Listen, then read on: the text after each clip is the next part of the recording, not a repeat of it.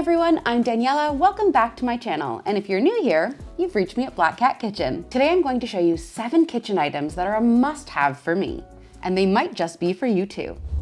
My first must-have, and probably the most pricey, is my KitchenAid mixer. I got my very first KitchenAid mixer when I turned 21, and unfortunately I had to leave that back in Canada because the voltages don't quite match when you bring them to England. So I bought a new one after I moved, and it's become an absolute workhorse in my kitchen. Perfect when I'm making large batches of cookies or bread, or sometimes even mashed potatoes. This gadget is especially handy for me because I have an energy limiting illness, and so therefore I can mix things up and still get other things done in the kitchen when I really want to bake a large batch of cookies or just make a big dish. If you've never used a KitchenAid mixer, I promise it will change your life. Number 2, probably the least expensive on the list, is an oven thermometer. This handy little gadget sits in your oven and it either hangs on one of the little prongs from your oven racks, or it can just sit in the bottom. Most ovens are inaccurate by about 10 degrees either way. So if your bakes aren't coming out quite right, this is your answer.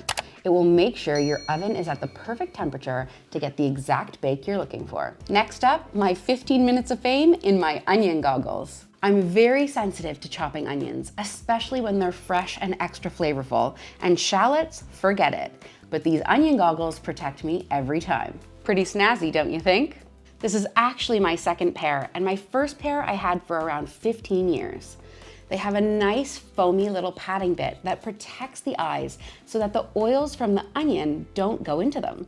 It makes your chopping much safer because you can actually see your fingertips. I even wore mine on my episode of Culinary Genius USA, and I'm pretty sure that's why I won the episode. They have upgraded the foam, so it's a lot more durable than my first pair. These ones won't perish quite as quickly. Not a very expensive buy, and I'd highly recommend them for anyone who loves onions but hates the tears they come with. Now this one is for my bakers. If you like making cake, but you hate the dome that you get on the top, and especially hate cutting it off to get an even layer for icing, you need to get these cake strips. These strips are 2 layers of fabric, and they've got some sort of special something or other in the middle. I can't pretend to know the science, but you soak them in water and wrap them around the edge of your cake pan. This makes sure the edges of the cake stay cooler so that the inside of the cake can cook at the same rate. You'll have perfectly flat cakes every single time. You can easily find these in any cake shop, hobby shop, or even online. And they're really inexpensive, but they really do ramp up your baking.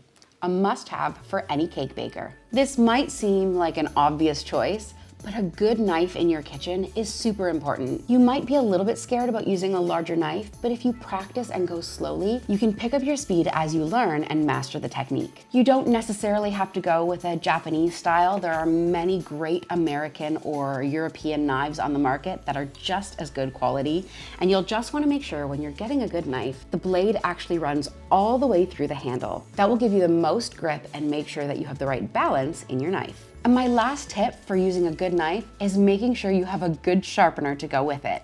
You want to keep those knives extra crispy. And maybe the most contentious item on my list, but probably the one I use most of all, are kitchen scales. I get a lot of comments saying, why have you put your recipe in grams? Why not just put them in cups and teaspoons and tablespoons?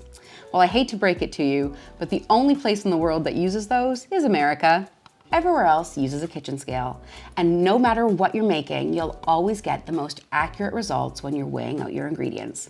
They're not very expensive, and if you're looking to up your cooking and baking game, I'd highly recommend investing in a $10 or $20 set of scales. These are especially important when you're making breads. You want to make sure that your hydration levels are perfect so that you get excellent results every time. This next item has absolutely changed my food prep game.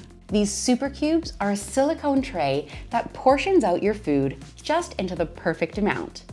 These ones are a 200 milliliter portion, and they actually have a marker for 100 milliliters, and mine currently has chicken stock in it. This allows you to easily pop out your food item so that you can use them whenever you want, But once they're frozen, you can take them out and store them in bags. Because the food freezes in a brick cube, they stack really easily, so you can pop them in a freezer bag and stick them in your freezer, and they take up way less room. They also are great for food prep like sofrito, which is what I have in my other set.